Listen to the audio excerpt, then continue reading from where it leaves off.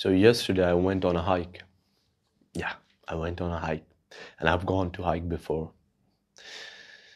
Unlike some of you guys who are just, these freaking shadow people, you know what I mean? You guys don't even open the freaking lights in your rooms and it's almost like you're that fungus in the corner, but you know, these are all freaking fun and jokes. I'm not pointing fingers at anybody. But anyway, I'm joking. Today is December 14th, and yeah, it was yesterday or day before yesterday. What's the time? It's 11:23 p.m. And I see a weird thing when you tell people things as they are. They call it judgment. You're judging me as if I'm gonna fucking put a stamp on you and send you to hell. No, I'm not. Then what is judgment? You know what I mean? Why do people start becoming these victims when you show them this unfiltered reality? Because for me, I don't bite my words or like soften them sometimes, and that's bad sometimes. But generally, I feel like if I say things as they are or how they come across to me, I'm not condemning this guy to hell, you know? That's not it. I'm just saying that's that and that's that. It's not all bad and it's not all good. So it's just pretty normal, right?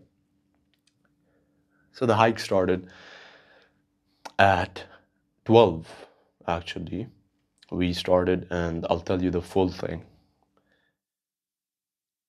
I woke up, I was not able to sleep, and I'll tell you the reason why. Because I was a bit anxious because this was a first group hike that I've done. Usually I've done it either solo or with one of my friends. That's it. Just one guy. So there would be only two guys and we would be hiking through the darkness.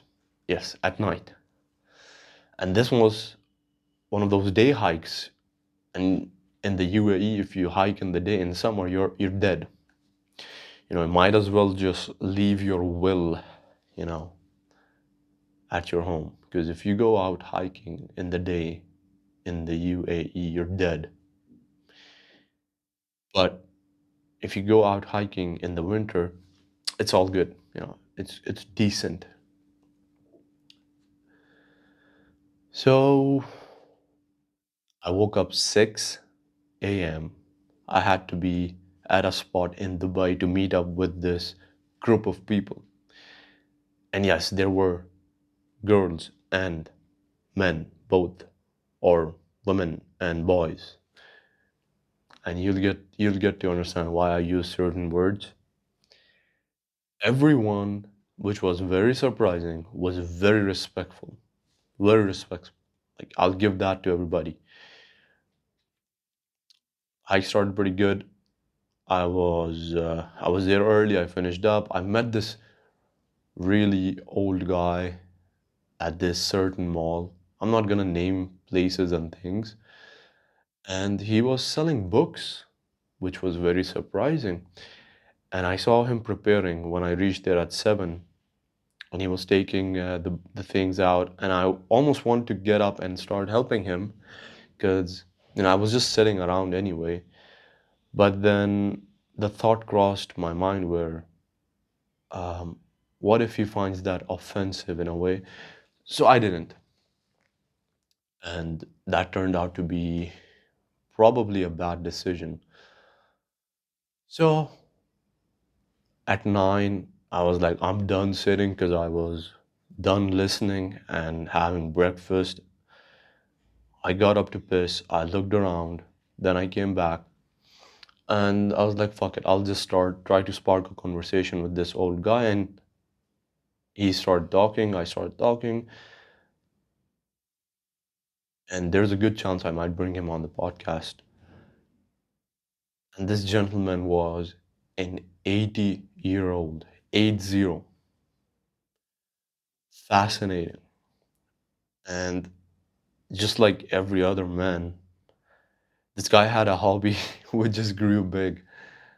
And, he was having fun from that and making money and, writing books for children with good, good stories that have micro, macro lessons that help enable children.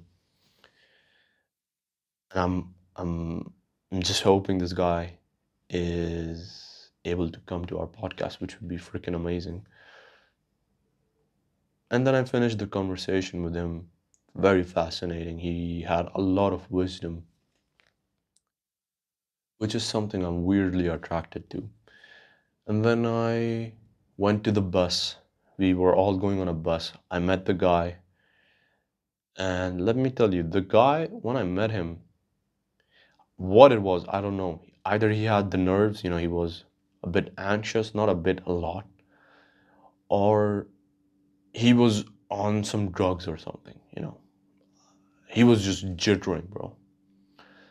Anyway, we get on the bus. Everybody's, nice and good. I get the last back seat. I'm always a back seat guy. I always get the back seat, the corner seat. That's mine. And thankfully, I did get it. I sat in the back. A guy sat in the middle. He was a he was a healthy fellow. And then another decent-looking guy sat beside him. So three guys in the back. And then there was a group of I think 18 to 24, 25 people. I didn't even get to meet all of them. I met only like this seven, eight, no, around 10. All the boys. I met all the boys, a couple of girls, but nothing so much. Wasn't really interested in the girls, and it's my fault. It's because of me. I'm the weird one there because I tried my best to avoid all the conversation, and the goal of the whole meetup and the thing was to introduce and have networking, which I did with the guys, with the boys. I'm with the boys. There's a there's this thing, this video, man. Me after finding out bro didn't make it to heaven. I'm all for this. I'm fucking jumping into hell, getting my fucking bro out.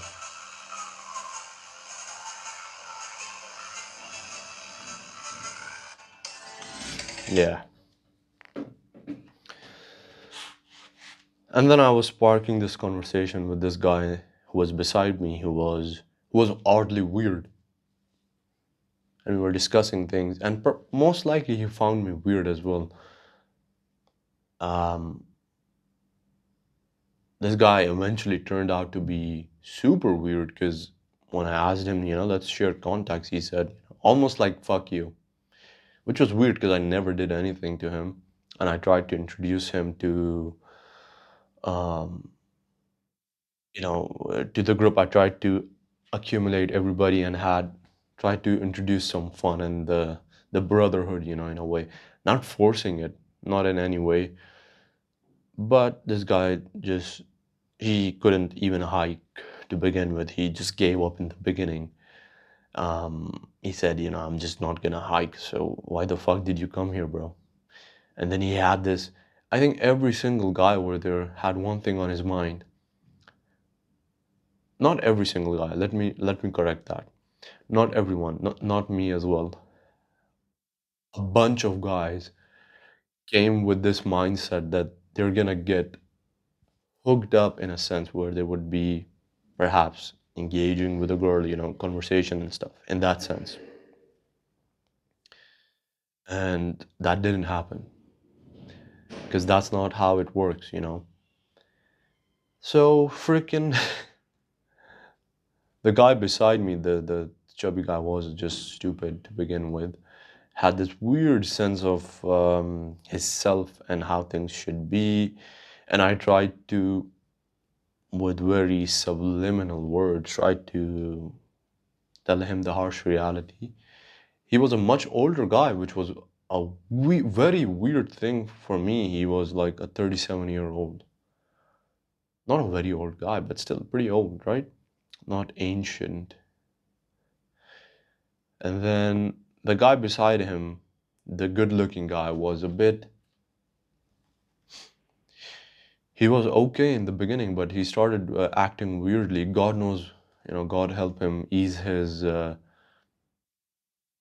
worries, because that's what it looked to me. He was just worried about some things, perhaps family or circumstances or his work. And then in the beginning he was good. Then he started behaving weirdly, and I would assume that the healthy guy, was the one who just kept talking and talking and just probably, you know, destroyed the other guy's enthusiasm in a weird way. I don't know. I could be wrong. And again, all of these guys were very, very good, decent guys. And I was just speaking to him and trying to understand where they're coming from and trying to see how they respond to things and stuff. Just because I was curious to see how these guys were carrying their mindsets and things, because I've never met them. And it was a pretty fascinating thing for me to just speak to all these guys. Then I met this really cool Pakistani guy, which was, spot on. Marketing guy. Um, maybe I teased him a little bit too much, so apologies for that, man. And then there was an Arab fellow, and then there was a Pakistani fellow beside him, which was the other Pakistani guy, bro. If you're listening out there, bro, he tried to, bring me in the conversation, and I was just like, I don't like the way he's calling me in the conversation, you know what I mean? Because I felt like he was using me as leverage for some reason, like I'm not boasting here, but he was like trying to, know, this is my friend type of thing. And I was like, no, no, I'm not up for that, bro. I'm just not like, because I was not interested in speaking to the girls there. Not that I'm opposed to them, but when I walked in, I looked and I was like, you know, not my thing, not my type. No disrespect to anyone out there. And so I was like, fuck it, I'm gonna enjoy it with the boys, and that's what I did. Probably one of the best days in a couple of months. Very, very, um, very, very engaging, and also gave me a good perspective on a lot of things. And then eventually I met that guy, the Arab guy. He was an odd fellow from all of them. And that's the guy who I got the most out of. And I wish I can bring him on the podcast, but I think it might be a bit hard. Possible though. So let's see. He didn't look his age, by the way. He didn't look his age. God bless him and bless him even more. He looked like a 23, 26-year-old, and he turned out to be a 47-year-old, which is fucking bananas, bro. God bless him again. And wow. And I listened and we talked and we got pretty close. Like at the end of it, we were like close. We we knew each other and understood each other, where we just pretty much connected and stayed till the end. And when I was coming back, I left him at his home and then I came back. So we got pretty close. The other guys, because I jumped away from the group, because the hike was, let me say very clearly, very, very unorganized. It was fun, but very freaking unorganized. The group was messed up, split up, no proper guidance in terms of the things. I was just walking in the park, essentially. Like I was telling the guys what it is and what's not, which was funny. And then the Arab guy was like, "Bro, you should lead. You should go in the front of the group and start like it would be fun for everybody. This is just like an average hike, like fun, good, but still, I think you can contribute some here." I was like, "No, bro, I'm not like I'm not boasting again because sometimes I feel like I when I'm trying to tell things, it feels like that, but I'm not." And I didn't. I was in the I was at the end of the group, and I'm not trying to be the underdog or something like that as well. Let's be clear. I'm just telling you how I saw things and freaking experienced them. The Arab guy had a lot of wisdom and a lot of life experience, a lot of different ways to think about things and perspectives and things, which is pretty counterbalancing in a way. The girls were good, mostly all of them were old. It gave me a pretty good idea that,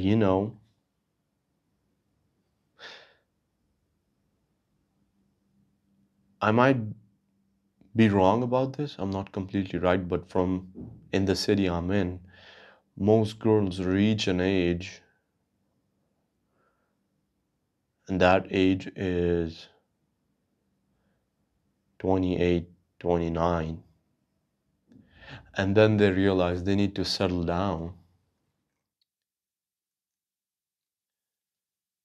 and, life experiences, things, and so much more. Could be all of those, or it could just be social media fucking up their brains. Regardless, sometimes you see things, but they're not as they look, and they might be the other way. It might be just a mirror effect on you, and I'm the dumb one here, perhaps. So, weather was pleasant, everything was good. Coming back, bro, these guys, um, the Asian community just freaking united. They were like, let's go. And they were almost semi partying in the back. And then the group lead realized they forgot someone in the mountains. So we went back to get him. And yeah, and all was good then. They were trying to call me in the back for some Asian as well. And they wanted to call me in the back, and they were like, they kept, they tried calling me twice, I believe. Yeah, it was very like, that's, I could, but I was like, but everyone, again, was very respectful, fun, entertaining. Perhaps, I was just not there looking for entertainment, and I was specifically engaged, you know, speaking with this guy, this Arab guy. I learned a lot from him just by observations, his actions and stuff, and gave me things to look at where it's almost like this, all those guys in the back, they had a certain mindset and they did kind of achieve their goal. And some people who were there, just there to escape the harsh reality or just staying in, they had a different perspective and look, which was fun and engaging. And it gave me a sense of a lot of people here are just cooped up, bro. They're just fucking in this bottle, in this bottle, and there's freaking ash and snow and clouds, and it's freaking shaking. They're shaking it up every day, and it's all cloudy and messy. And then they sleep, everything settles down. They wake up, and somebody shakes it again. And I think the only breakaway from that is just going out with random people. It's giving me an idea about something. Perhaps we can do it in the future. I'm actually looking forward to go live and speak to people as well, like live here, not live outside. And pretty odd.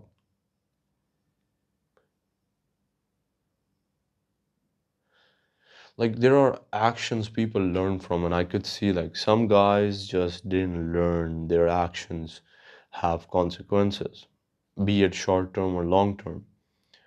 It was fascinating to see them do the things but be not be aware of the consequences.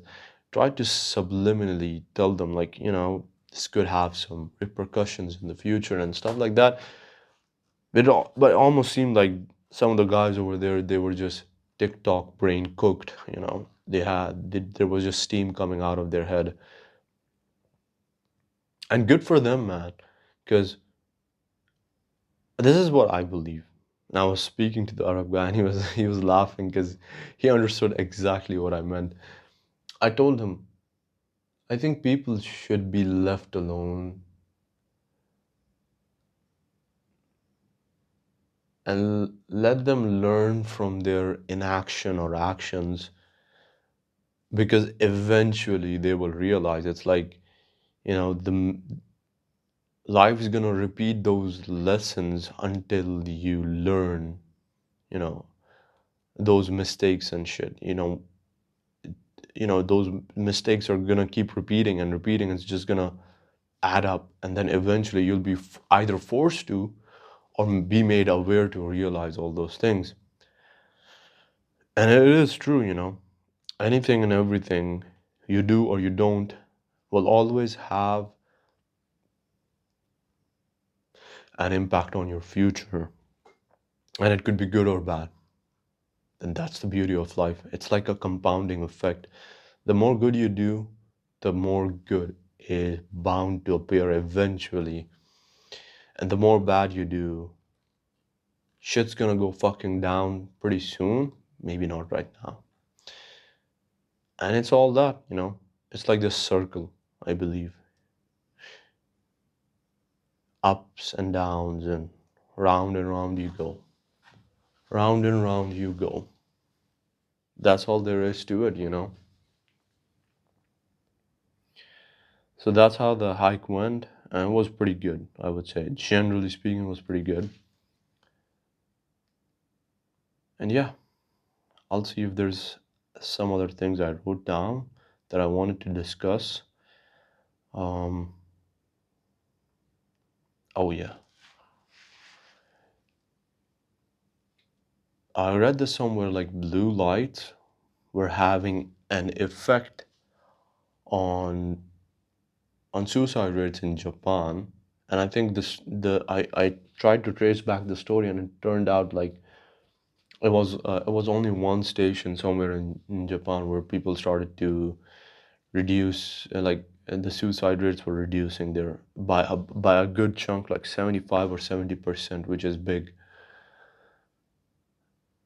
And supposedly the blue light which they were using is having this calming and soothing effect on them, and that's why it explains the percentage for the suicides. And yeah,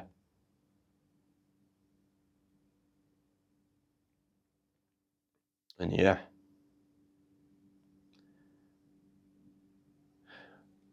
I think that's pretty much it from me. I'm gonna speak about the rest of the things later on. I have some things here, but it's gonna get too long, so let's leave it for the next time. Yeah, and that's it. I'll see you guys in the next step.